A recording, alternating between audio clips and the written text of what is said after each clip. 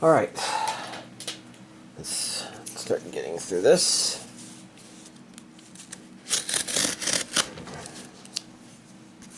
Definitely would like to be watching my Twitch fan stream. I do.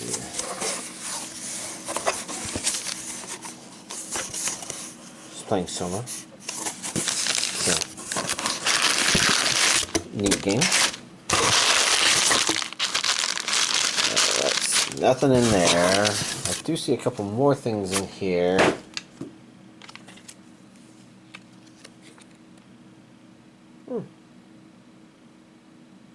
Not exactly sure what this is, but if any of y'all steal that, whatever.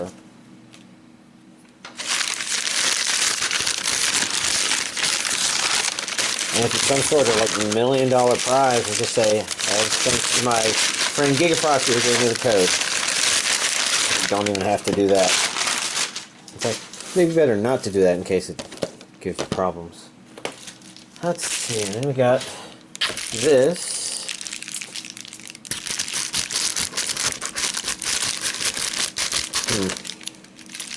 You know, it occurs to me, I'm opening all this stuff,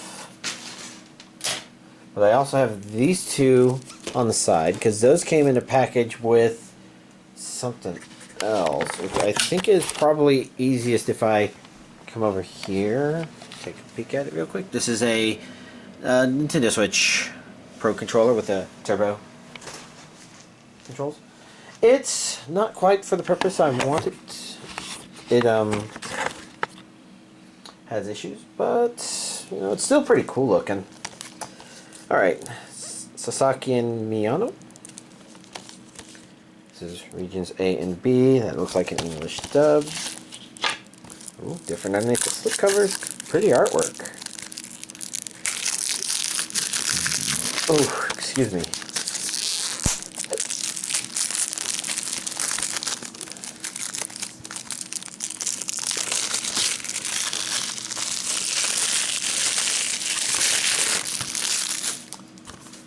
Taking a peek on the inside. We have, I believe, our titular two characters. Pretty fresh looking faces.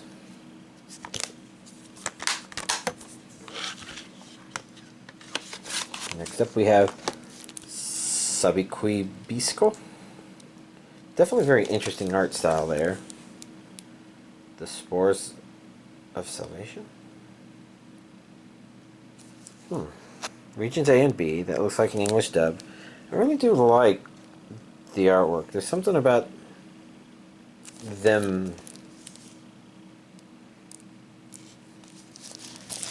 that looks kind of refreshing.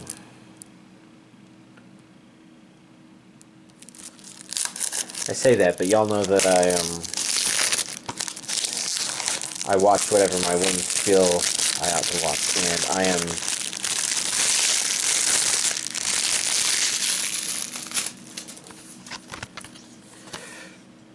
definitely, well, okay. We have to keep moving through these at a pretty rapid pace just because I do have a lot of watched anime to talk about. I swear y'all are probably going to be quite surprised. We got Machine Robo, I guess that does say Battlehackers. For some reason, I thought it was saying like Battle something or something.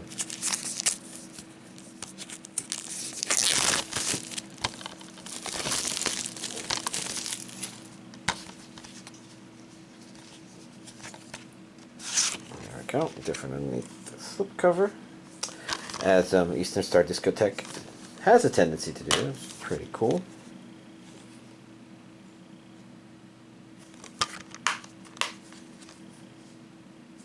Looks like it's Japanese with English subtitles only. That looks like a region A only right there. Oh, and this is 31 episodes in standard definition. Except we have Lupin Third Farewell to Nostradamus on Blu-ray. I might already have this on DVD. I'll be honest, at this point, I have trouble keeping track of all this stuff. I really do need a better system. But having a better system requires me... Okay, that's the same underneath the slipcover. Having a better system requires me to catch up and get organized. So that's English and Japanese.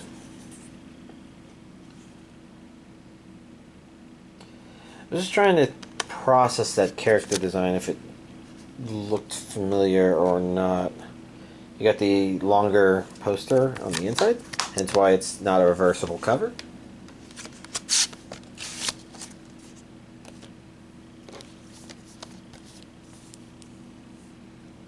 Next up we have Project Echo Cinderella Rhapsody. Oh, this is Project Echo 3. That is a 3 there.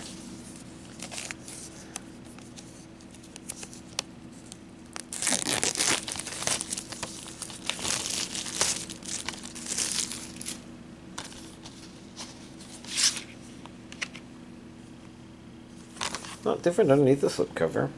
It's okay. C region A. I see English audio. So there's a dub in there and a sub. If either one you might want. I want to take a peek because this is a reversible cover. I think I want to reverse it so that I have the different cover underneath the slipcover. Pretty cool looking as well. I say as well because even the slipcover was actually pretty nice. Cool beans. Then last but not least we have Digimon. Okay, yeah, it's Digimon, Digital Monsters, Digimon Are the Champions, Season 1. That's 1 through something. That's quite a few. Which I think this is all of Season 1 on one Blu-ray release.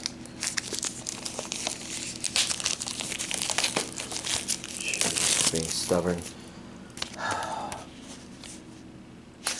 did I even need underneath slipcover audio? That's English. So this is literally just the English dub. Digimon Are the Champions. I sing it like I grew up on it. I did not.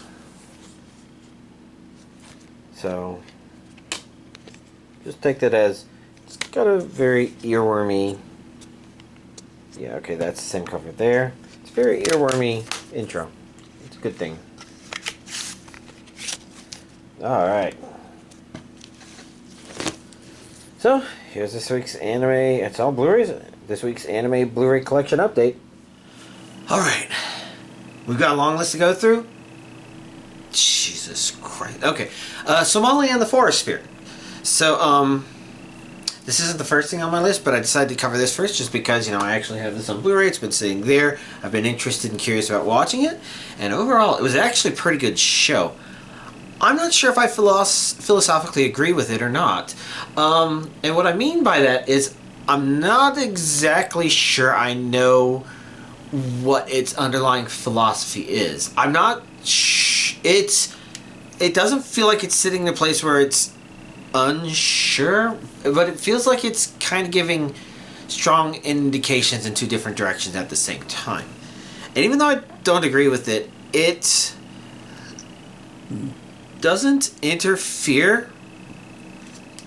I'm kind of just enjoying our main characters as they go through things. It's not 100% just enjoying the things that they are doing, but there are elements of it to that. And there are some shock elements to it, and that's kind of closer to some of the philosophy. I say philosophy behind it. Now, don't see this as a show trying to make a philosophical statement. This is just, I don't know. So, I think I can talk about what I'm kind of unsure about because they talk about it in the first episode. And so, Somali is a human. And the entire point is that humans are pretty rare here. And the story we get from the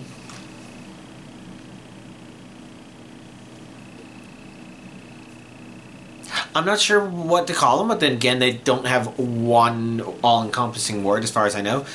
So I'll call them the other sentient life. According to them, the humans were always just scared of them. They weren't originally from that area, I guess. And when they encountered these other species, the humans were fearful and prejudicial and violent, and eventually a war broke out between the humans and the things won. And that is kind of a problematic thing. It's kind of this, man, bad. Even though it's not necessarily stuff that would be limited to man. The entire point of the show is our main character isn't like that. And because there's a direct contradiction there, that makes me wonder if it's supposed to be not that. But then later parts in the series also kind of suggest that other characters who would maybe be telling a more favorable version of the story still don't do. And then the coup de grace on top of all of this kind of weird contradiction and message sort of stuff comes the other species talk very favorably about missing the human hunts. Oh, are you looking for a human to hunt a human? And there's a scene in the very first episode that also gives you a hint that they might have enjoyed eating humans a little too much. And there's a good gray zone there, because this actually kind of means, you know, people don't see themselves as the bad guy. And when I watch this show, I watch it from the point of view of, okay, this first episode just gave the most mind-numbing man is bad thing ever. Is our main character going to grow up to learn to use fire and then, or something like that? Is that what this show is going to be about? But no, it wasn't about that.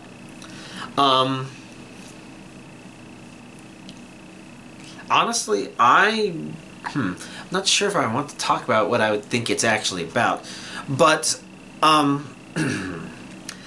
the fact is, they wouldn't see themselves as the bad guys, so they would tell the story about how the humans thought they were bad, maybe conveniently leaving out, maybe not even the people telling it knew this, maybe this happened before any current generation people, creatures, whatever.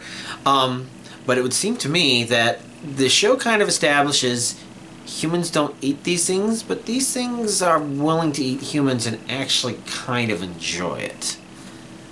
Like, how much some of them do, it's really hard to say, because the show is deliberately not all-encompassing in that presentation. In fact, it's not the thing I would say is the main draw. It is definitely a good draw that kind of has you scratching your head. This bi-directional weird relationship and kind of, you know, just the wonders and the needs of what happens, I guess, and wondering about this and that, and really liking a character. I mean, I've talked about Somali, but not about Mr. Golem. And Mr. Golem was, you know, he was a great character too. But in my mind, watching this show, I went through the whole season, and again, it didn't confirm this, didn't deny it, it just kind of had other stories that sort of seemed to reinforce the original idea, but again, from sources that I would have thought would be more neutral and maybe more questioning about facts as they were given.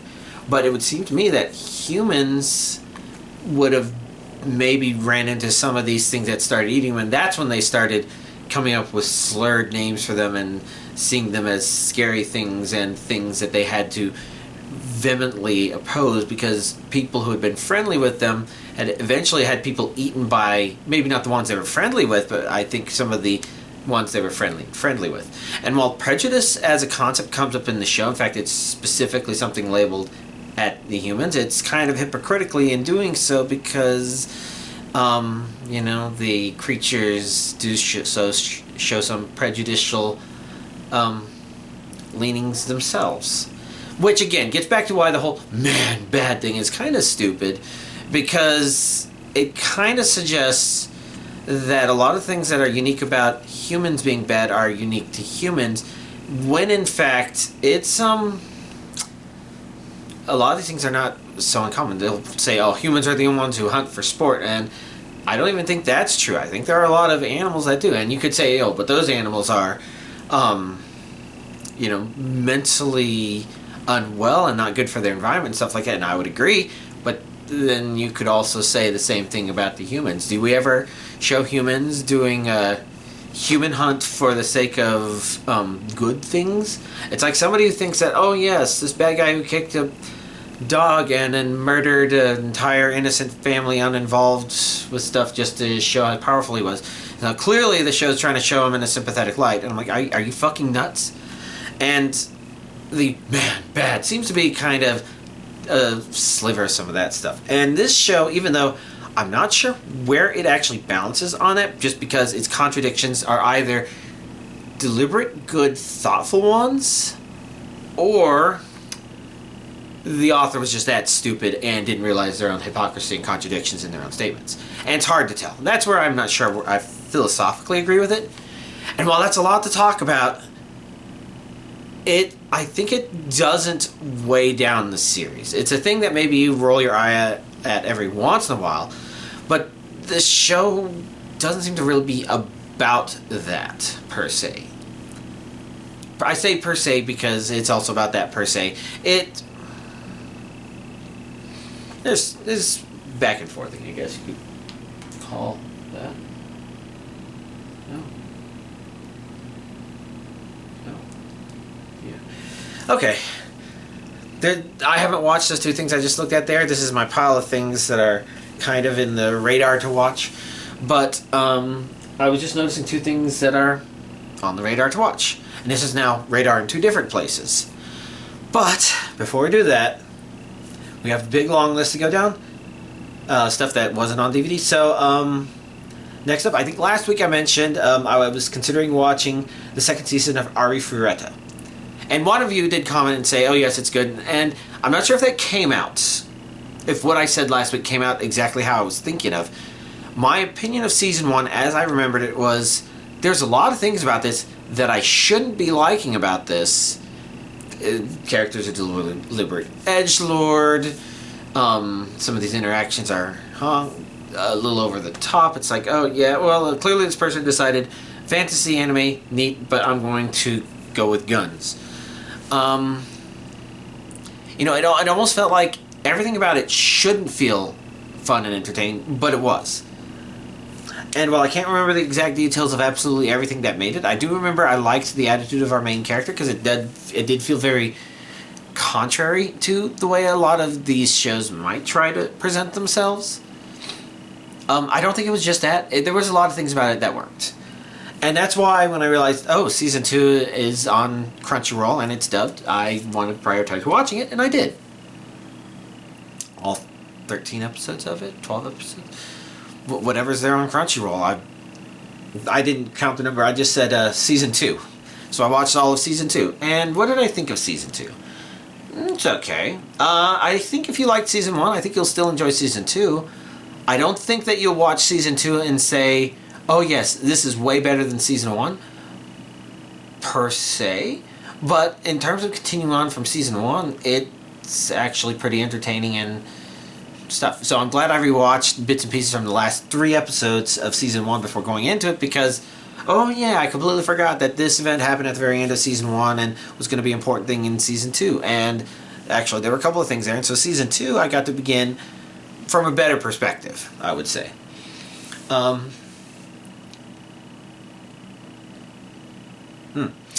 Now, if there was anything, there's a few things about the ending that I'm like, that's a good idea in terms of something they needed to have happen. I'm not sure how much I agree with what they showed, per se. What they did. It's not in a way that ruined it, but it's just like, that's weird. But you know what? The show's full of really weird stuff. And if there's anything, I'd say season 2 maybe is a little weaker in terms of, I guess maybe our main character's cool attitude. It kind of starts leaning a little closer to, oh, this is just edgelord. Not necessarily that bad, but you know, I think that's that fine line that it wasn't really bouncing on. It was always on the other side. But now, I don't think it's still bouncing on, but it kind of took a couple steps closer. It's fine, refreshing. I think some of it is, we felt like maybe he needed to do some of this stuff or have some of this attitude. But it's kind of interesting. Speaking of other things, and I've ordered this not necessarily in the order that I watch stuff, but rather in a sort of relevant order, because next up, so Friday Friend, obviously there was no My Hero Academia because of holiday schedule, so we caught up on the last 3 episodes. Technically, he caught up. It was a rewatch for me. The last 3 episodes of Rising of the Shield Hero Season 2. It's a little fast. I think it doesn't feel right. It doesn't feel like it's got as much meaning as some of the elements of Season 1. Although Season 1 kind of showed some of the same issues kind of peeking at it, but I think you didn't notice them as strongly, or at least maybe I didn't notice them as strongly, just because I think it still had other things going for it. So, Season 2 ends. Yeah, fine. I think they showed potential scenes from Season 3 or characters from the next season, and it's like, if there's one thing I can say about Rising of the Shield Hero, I do like the way all the characters they design look, and I'm curious about them. But, I wouldn't be surprised if it's not as good of a series after the first season, just outright. We'll have to see. Yeah. Now, while I did try to break this up into things that I watched in chunks versus things I watched singular episodes for, I changed the order of things because, so one of the things I mentioned here was Log Horizon. So, the main problem with Log Horizon is that I don't know how much I remember. Or maybe I should say I don't know how much I remembered, and I felt like if I'm going to watch anything, there's 3 whole seasons up on Crunchyroll, and if I barely remember anything, I want to start rewatching from the very beginning. So, 22 episodes into the first season of Log Horizon. I know you're saying, what, geez, Giga, you've already watched so much anime, and did you say that we're not even beginning this stuff? No. I don't know how I watched all this stuff. This list boggles my mind.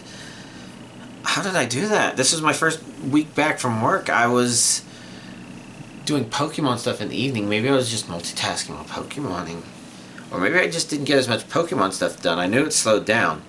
But for Log Horizon, I think it's been a long time since I talked about it. I mentioned elements of it didn't sit as well for me.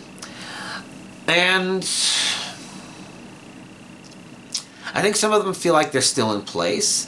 I feel like it does set things up to coincidentally happen for our main characters a little more than it ought to.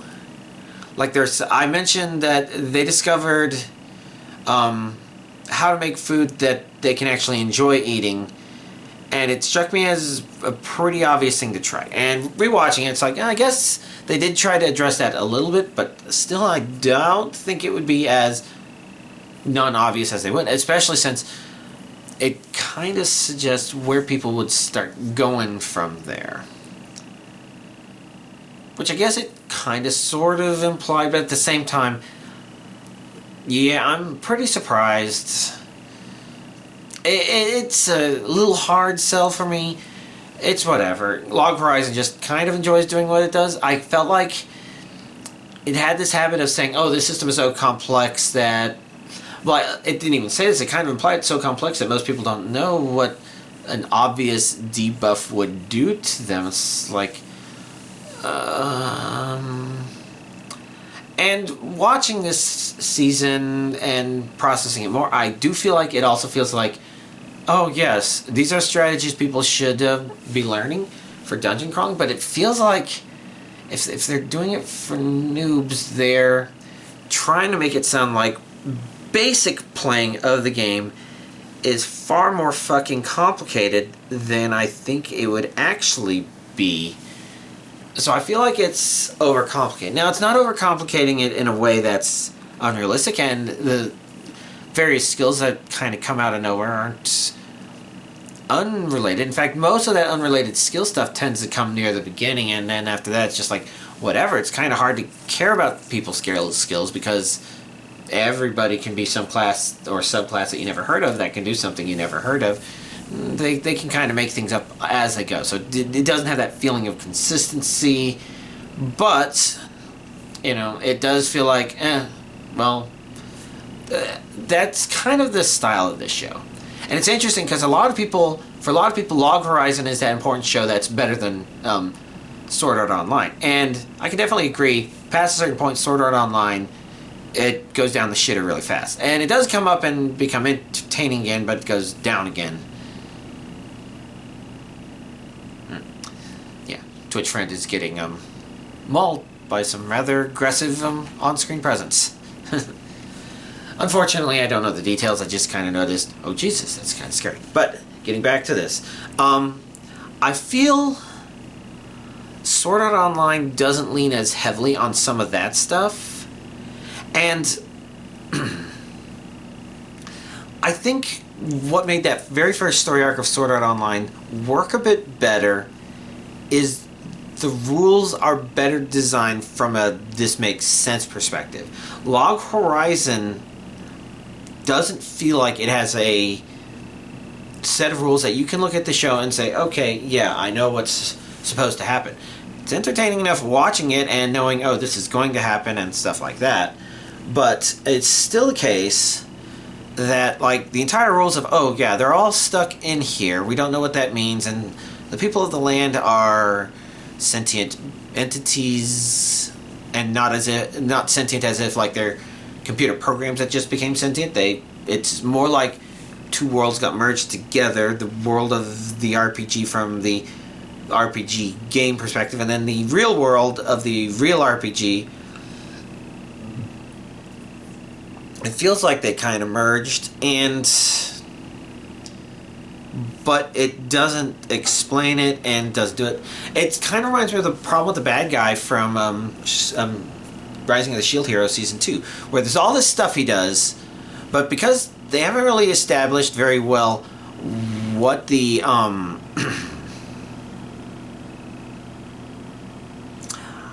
guess what the rules of this world that they're in, it doesn't feel like they should be able to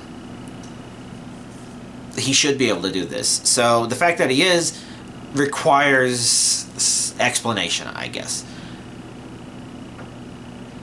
And a lack of explanation ahead of time, or set up ahead of time, make us think, okay, this is why this character can do it. That makes Rising of the Shield Hero Season 2 super weak. That's not quite present in Log Horizon, but elements of it feel like they are.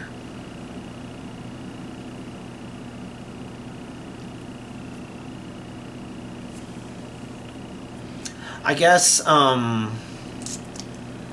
it's a complicated thing, but it basically means that, at least with Sword Art Online, you kind of understand, oh, this is an MMORPG, these characters are still in an MMORPG, but to them it's become their life because of some dipshit who trick people to become stuck in there. They'll die if they try to log out. And the VR experience is real enough that, you know, it's not like they're like, oh, well, I just feel like I'm stuck with a helmet on for the rest of my life. You know, so Log Horizon doesn't kind of give that. I guess it gives it a feeling of pompousness. That's not the right word. It feels like it's more clever than I feel like it actually is. Not to say that Sword Art Online was clever, but Sword Art Online I don't think tried to set itself up as clever. In fact, the reason this first story arc works is because you can see things from the perspective of the person who just happened to be the interesting person to look at. As opposed to, oh, well, in Log Horizon, all the major events happen with our main characters. This other town, no, that they went down the shitter. Maybe there's something at that other one. We've gotten hints about that other one, but it's not there. Maybe it's discussed in other seasons. I don't remember. I haven't seen it, or if I have, I've forgotten it. This is why I need to rewatch it and get into it. But all in all, it kind of means, you know, for me, I guess it means Sword Art Online is definitely telling a story. Whereas Log Horizon might be, and feels like it mostly is, but it also feels like there's something else that's been snuck in there. Something else that's not as clever as it thinks it is. All in all, not necessarily a bad thing, but definitely one of those things that I think if you hear people who prefer the first season of Sword Art to the first season of Log Horizon, I bet it would be something along those lines. Because other than that, you know, Log Horizon's fine. I mean, I'm 22 episodes into the first season. It's not like I find it hard to continue watching. It's not egregiously bad in any way. I know it's easy for me to bitch and complain about some of this stuff, but y'all should know I do that plenty. But yeah. Anyways, let's go on. We still have 14 anime to talk about. And now everything else is single episodes. So, of all the stuff I've been watching before, the only new episode of something was To Your Eternity Season 2 Episode 9. Which, let's see, that. It's hard to say. There's some ground it's slightly retreaded in terms of things, but it's handling it in a way that's better, different, and is deliberately leading to a change of pace. And that's in line with my compliments to Season 2, where it feels like whenever it's gone somewhere where it might feel like it's revisiting concepts that have already been visited, it's managing to stay ahead of itself and say, nope, this story's not actually being stagnant. And I think Season 2, Episode 9 is a good example of that, and a good example of good setup for what's going to happen next. So, looking forward to more of that. And now everything else is the first episode of new anime that is aired. And I didn't even watch everything that piqued my interest. But you will see that there's a whole lot of these that are definitely leaning more into that fantasy side. I'm not sure if they're all even isekai. First up, we have Ningen Fushin, Adventurers Who Don't Believe in Humanity Will Save the World. It was a pretty entertaining first episode. A bit of a setup episode, but good enough to kind of maybe pique the curiosity a little to see where it's going to go with episode 2. I guess the main premise is you have our main characters, 4 characters, and the idea is... Well, I'm not 100% sure if I know what the idea is, but the implication with at least 2 of the characters that they're actually really good, but because of motherfucking sons of bitches in their lives, you know, they are destitute. All of them have succumbed to vices. I guess I don't want to say what they all are, because I kind of felt like that was an amusing thing about the first episode.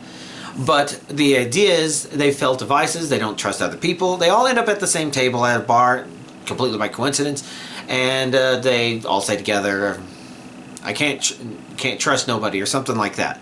And that leads to them talking, and goes to the first episode where we get introduced to a lot of them. And it's interesting because while our main character goes through something that's not pleasant, his seems like the least consequential of all of them. And that includes his girlfriend, who heard that he got fired from the party, immediately dumping him. Like this is said in the first couple of seconds of the show, I think. So it's fair game to say. And, you know, that's pretty fucking shitty, and that makes people feel miserable. I feel like that's recoverable. The other 3 people, I don't know. I think burning a couple of countries down may be appropriate restitution for what they went through. But I digress.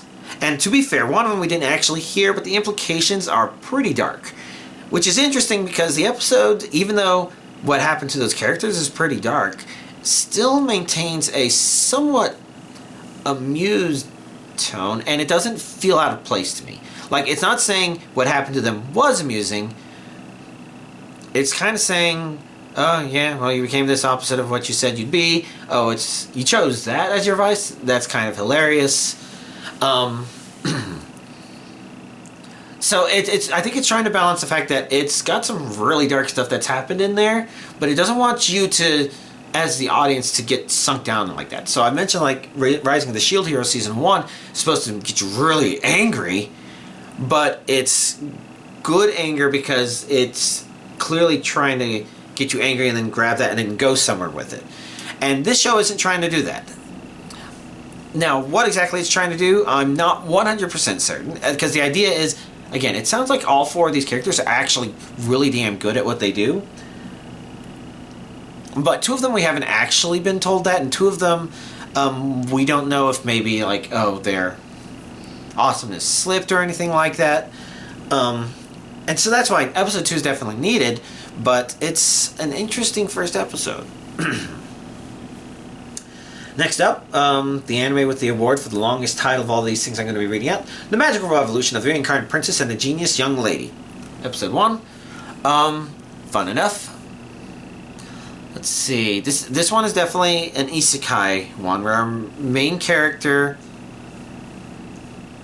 remembered her past life, and that kind of encouraged her to start doing some really outlandish things. She's a fun personality. She's actually really fun to watch and see her do stuff. I do feel like she got kind of close to being on the edge of annoying at 1 or 2 parts. You know, those people who are so energetic and in their own world that they're annoying. Sometimes they're energetic and in their own world doing something awesome, and it's really quite fun. And she's mostly in that world. Whereas the genius lady, the genius young lady, I'm not sure what to think about that. Fuck that prince. I mean, the way he's handling it is just one of those, oh my god, you motherfucking son of a bitch, I want to punch you in the face. But it's tricky to tell because there may be a point there. I don't know how much there is. And I don't know where to go with that, but it's definitely one of those, oh jeez, it's not the only anime we've seen in the last year like this, where you have the lady who's betrothed to the prince, and she's kind of the stuck-up villainess or something like that. We've seen, what, 2, 3, 4, I don't know, 5, 6 anime that are plays on that. And there's 2 here, and this is one of them playing on that. I completely forgot that it was also doing that. But I'm not sure where it's going from there. It's definitely one that introduces our main character well enough. She seems fine. We kind of want to know more details because it sounds like she's being unjustly targeted, and that makes us want revenge to happen to the people who are being dumbass butt munches about this stuff. But I don't know. I think we need episode 2 to see. So episode 1, I'd say good. Oh, this is a fun character. This one, well, there's some potential there. But we still maybe don't know what kind of series it's going to be long term. You know, that's the problem with all these episode 1s is sometimes they do a really good job of just, yes, you're going to watch this. And then sometimes you're like, okay, you set stuff up. I'm curious. Show me more in episode 2. And you give them 3 episodes before you're like, okay, yeah, I just can't spend my time on this one. So we'll have to see. Next up, The Ice Blade Sorcerer Shall Rule the World, episode 1.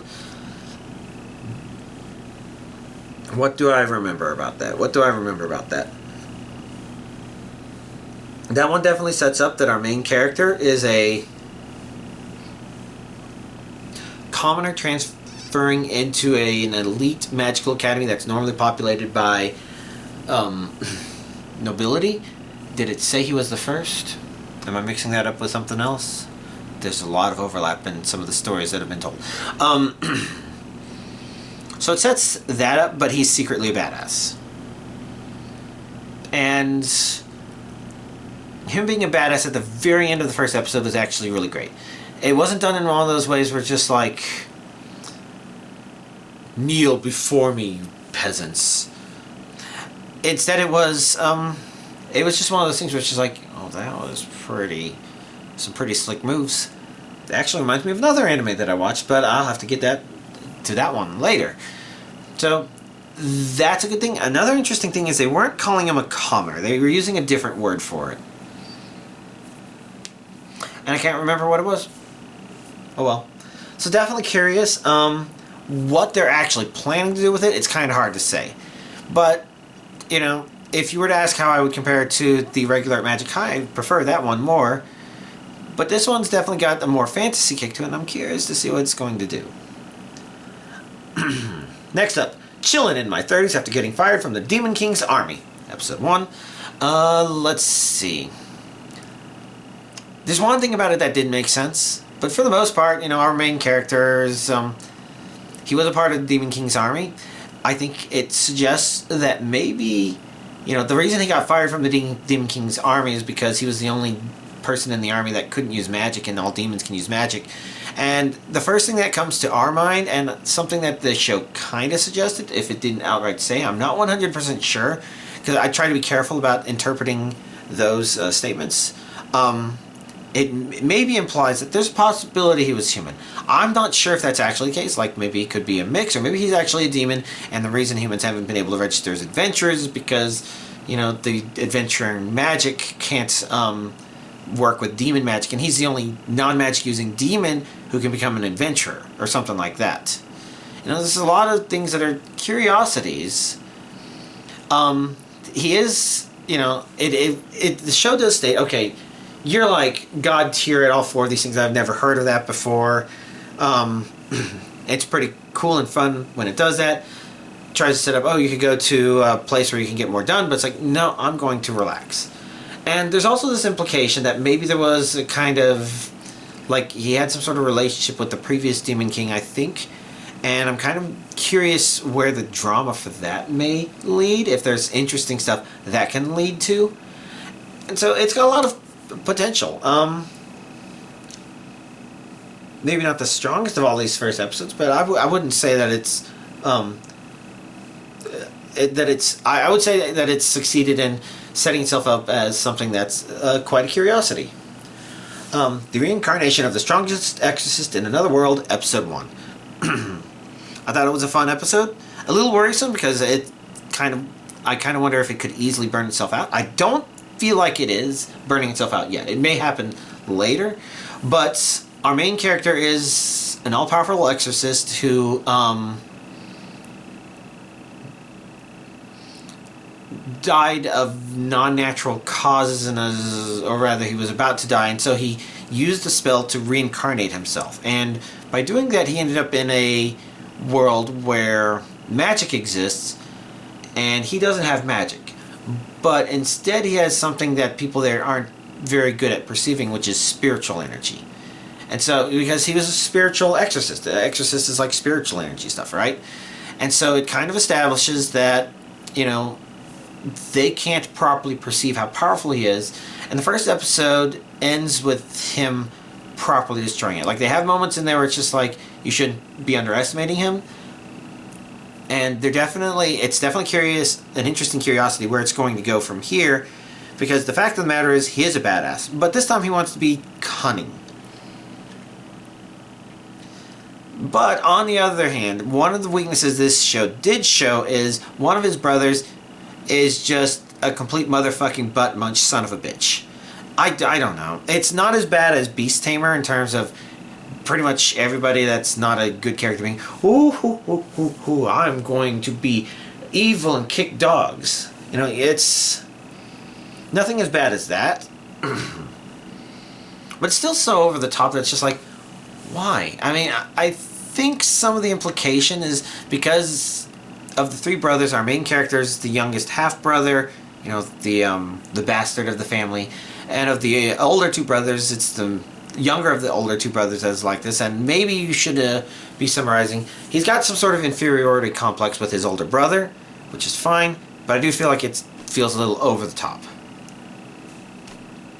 But, again, it's still good enough setup that I'm curious to see where it's going to go from there.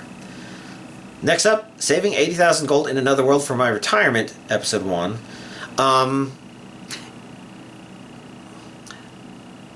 Of the stuff I've talked about so far, I would say this one feels the weakest, but I think that's mostly because it's the cause of things in Episode 1 is a little more superfluous, and that's not necessarily a problem. Maybe superfluous is not the right word. It's a little whimsical, which wouldn't be a problem, but it spends a little more time on that than maybe absolutely necessary. It's really hard to say.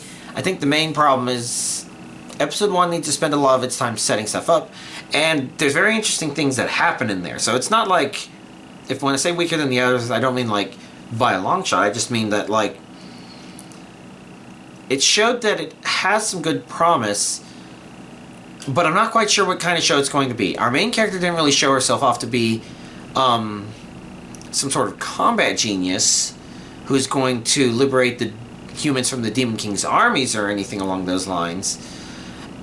Instead, it's she observes that in this world, they could actually benefit from a lot of the pre-made goods in our world. She can travel back and forth between them, so she's just working on a retirement, I suppose, in both worlds, one world and the other.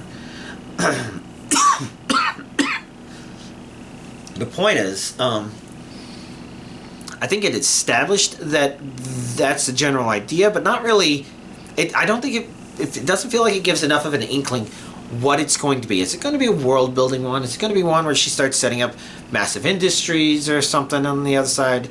And is it just going to be very simple? I don't get the impression that it's going for just very simple, because it kind of implies that it's aiming for a lot of money in either world, I guess.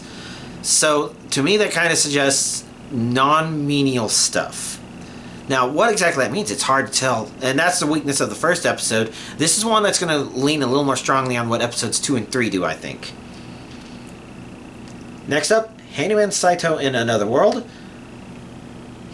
So, the main problem with this one is it's very interesting, but it seems to be a very direct implementation of a 4-koma. Now, it's not very bad. Now, if you don't know 4-koma, I think maybe it's... Well, it's a 4-panel comic strip. And that usually means that you don't necessarily have long arcing stories per se. More like little skits. And the very first episode is a bunch of little skits. And I'm not sure what to make of all that, because it's not necessarily bad.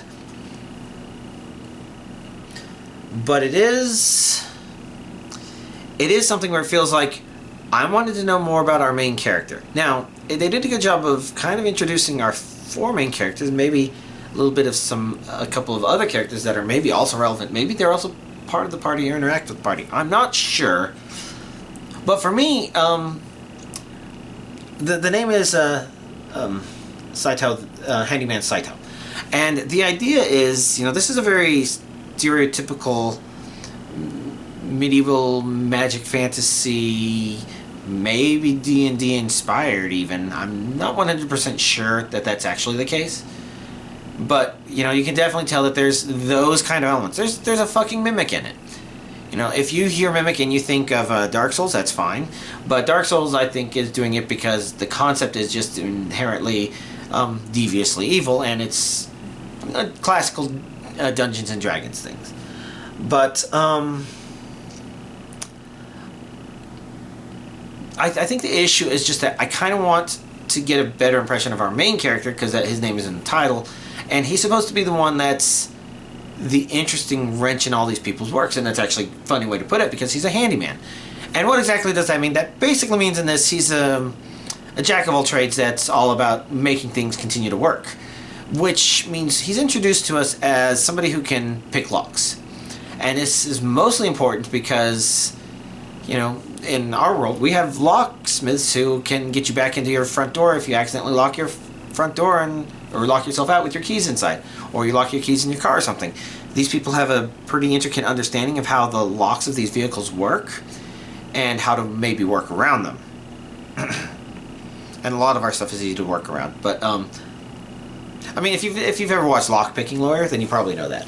But the point is, he's a handyman. That's among his tools. So of course it's like he's very roguelike, and I don't mean like roguelike as in like a roguelike game, but he's like a rogue, sort of like he kind of comes off as sort of like a thief, or having the same sorts of utilities as that, except his skills are definitely not just there. His ability to help the rest of his party in ways that are definitely more handymanish are actually pretty neat.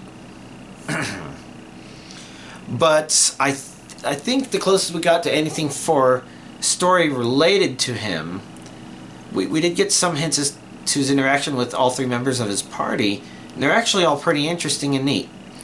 But in terms of, he's in this other world, well, we don't even know what that was like for him. It's kind of jumped right in the middle, but not in the middle of a story, so just in the middle of things that are happening, at least as of episode 1. All we know is that he was treated like shit as just a handyman. It's like, it's going to cost that much now that you've unlocked the door to me, but you just showed up here and it only took you a couple of minutes. nobody really appreciating the work he did.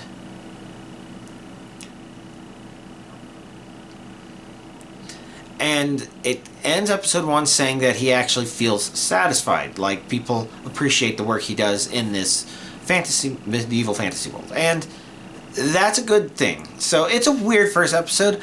I definitely want to see more to see if it continues feeling right. If it's all just a bunch of 4 combos, maybe it'll still continue working out, or maybe I'll feel like, I don't know, this doesn't feel like it's really going anywhere, doing anything. It feels like it's underutilizing its main character and walking away from its premise to explore other stuff other than what it really should be.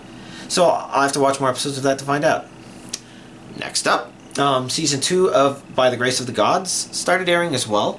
So even though I watched the first season dubbed, I don't remember the dub enough to have an emotional attachment to it. So I feel okay starting Season 2 here subtitled.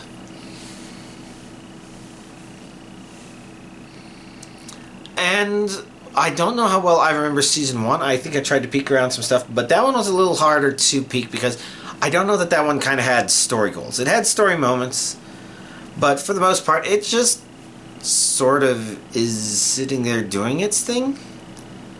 And I feel like this one is a continuation of that. So I feel like if you enjoyed the first season, you'll probably continue enjoying second season as well. I really should have had something to drink while I'm in the middle of this, because I'm not done. Next comes the Misfit of Demon Academy, Season 2, Episode 1. So, when I rewatched some of the dub of Season 1, I think it would have been nice if I was watching Season 2 dubbed, but I decided, I guess I'm okay with just going on with Season 2 subtitled, because I couldn't remember the stuff too well. I think I remembered some of the main key points from the very end of Season 1 well, and then that made Season 2 kind of confusing, because I kind of felt like Season 1 ended at a place where it's like, where would they go with Season 2 to make it interesting? And I'm still not sure, because a lot of very interesting things happen in Season 2. It's not a season that's resting on the laurels and saying, you've already fallen in love with these characters, so we don't need to try and entertain you with any other things going on. So Season 2, Episode 1 did a really good job of answering my question of, I kind of felt like maybe we didn't need to continue from Season 1, even if I don't remember everything that happened. So how do you deal with that feeling? Well, I felt like it dealt with it pretty well. I feel like there's something going on. I'm curious to see where it's going to go, but like some of the other ones here, I'm going to need to see past Episode 1 to know if I'm going to continue watching it, or rather if I'm going to continue watching it on a day or week-by-week basis as it comes out. Probably there's a chance of that. I mean, who knows? This is a pretty fucking long list. You may be like, Jesus Christ, is he done yet? No, I still have 4 more shows to go.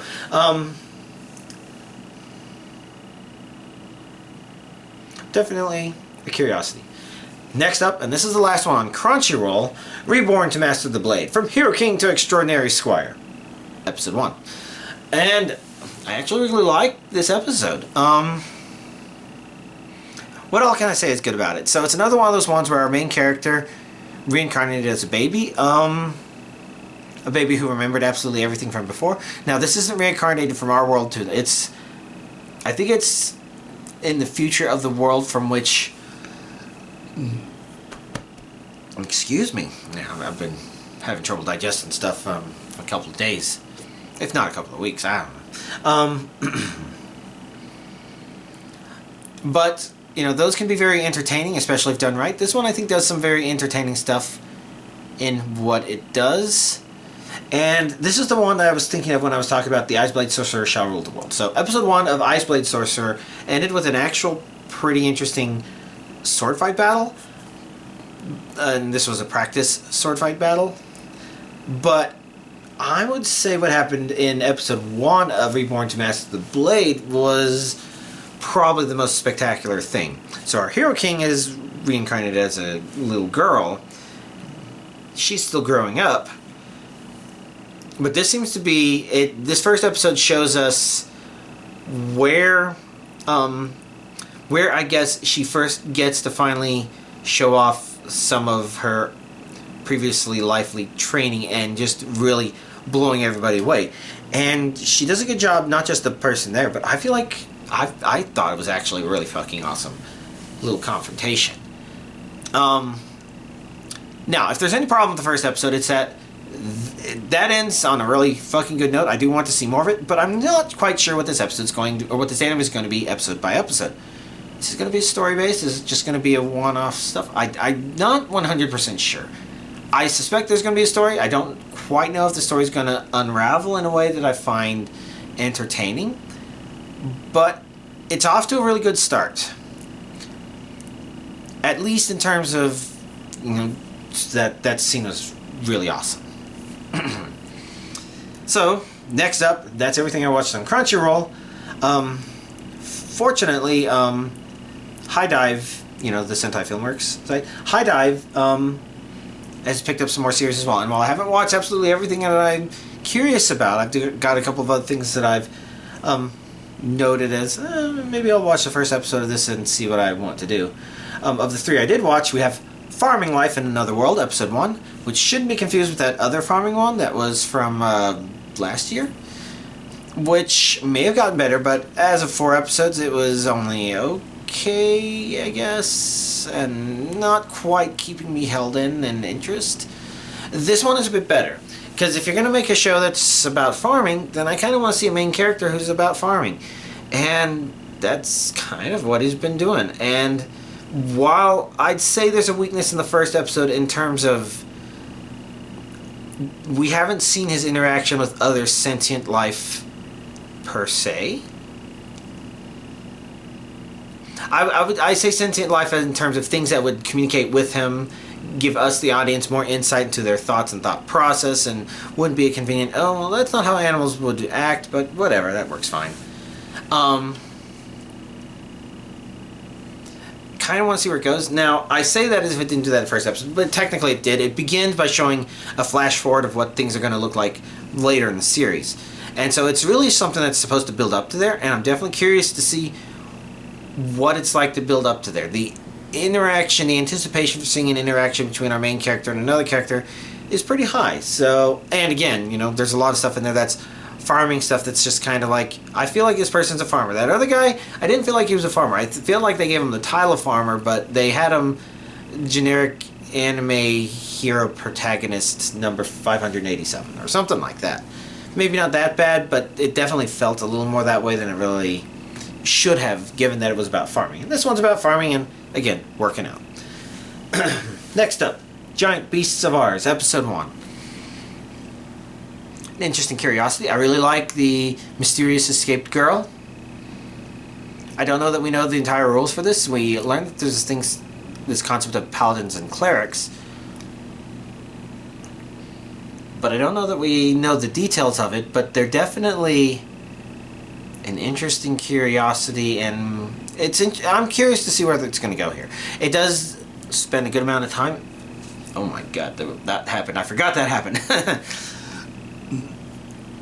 You're probably never going to see episode 1 streamed on YouTube because there's a cat girl that meows the happy birthday theme. And that's so copyrighted that, it's so fucking copyrighted. It's kind of ridiculous. But I digress. Contents of the show. I think the first episode kind of has our main characters kind of introducing to each other, and I'm curious to see where they're going to go with it from there. I think they were both introduced pretty well. He's definitely already dead is what he calls himself, and he kind of acts like, you know, he already died. He seems to be going through the motions, but his motions that he's going through are pretty spectacular, and people do take notice of that, but you know, he just can't be bothered to care, I guess. Whereas she's escaped from a facility, but her politeness is adorable. And it's... you kind of just want to see more of her. You want to see him, what he's doing, what the two of them together are going to do to each other. There's an interesting little relationship dynamic starting up there that I definitely want to see. But the first episode was really about setting up a whole lot of things. It doesn't feel like it's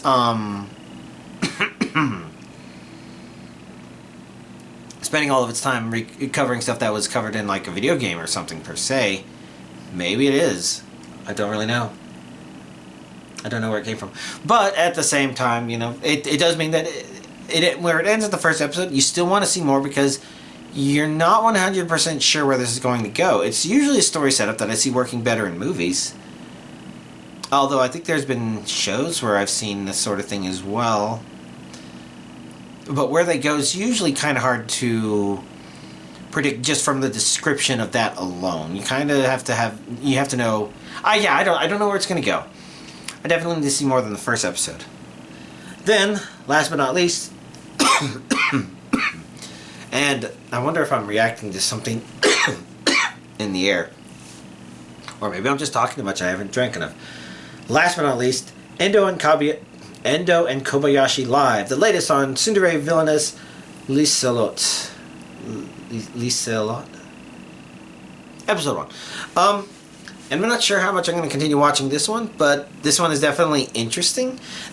This is the other show that I was talking about that's, oh yes, she's the villainess who's betrothed to the prince, acting like a dick to the main character.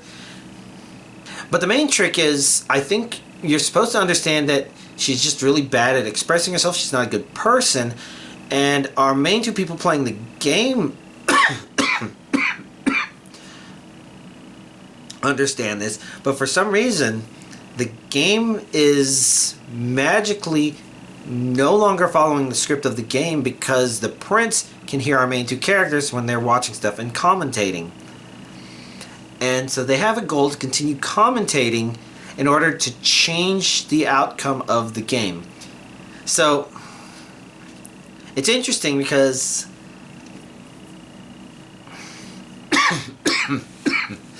sorry, Jesus, this cough is kind of annoying. I really should pause and get a drink, but I was just trying to think if this actually gets close to being like a third-person story, or maybe I was wondering if it could be second person, but second person would be like if I'm telling you a story about something that happened to you from the perspective of you. I think that would be second person.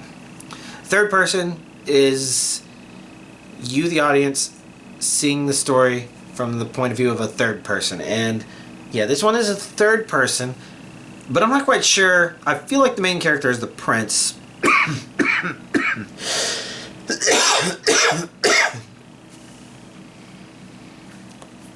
But because we might be hearing his story from the point of view of Endo and Kobayashi, that could make it third person, but they could also be the main characters. It's really hard to say. It's kind of confusing because also this Lisa Lotte could be the main character as well.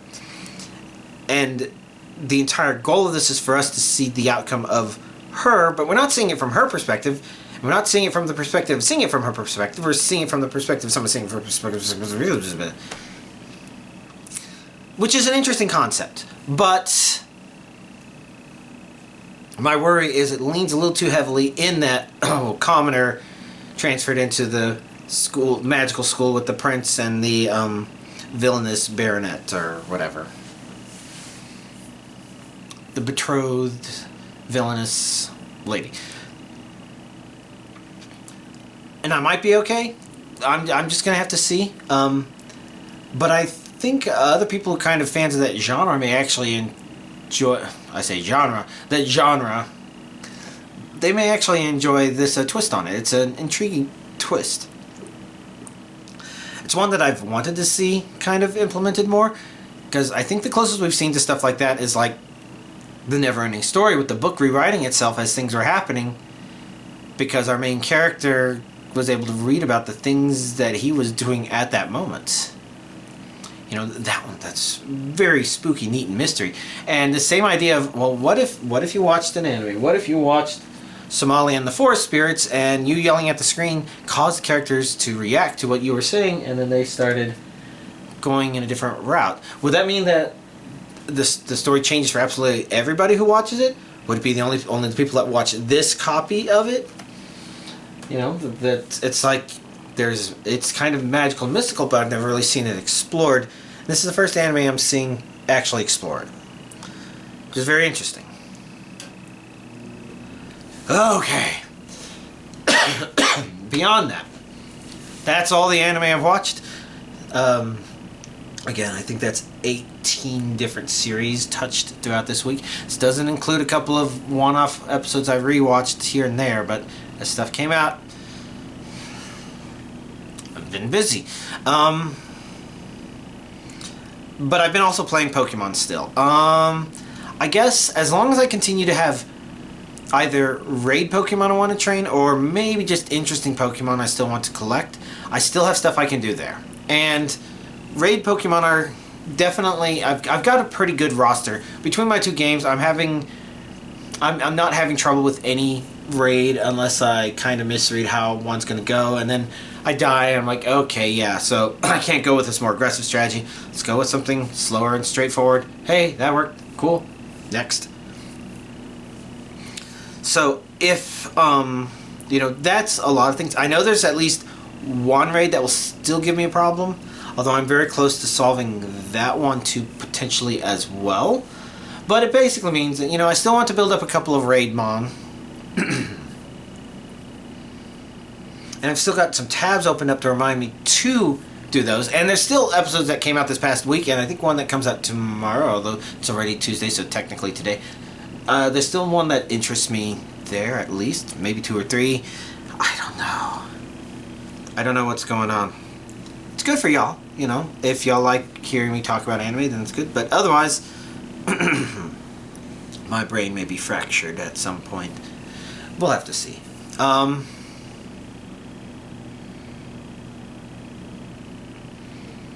But yeah, if you're kind of curious where I'm at right now, well, I did finally get to take a break because finally I had like 3 builds to build up, and 2 of those are going to go on my second Switch.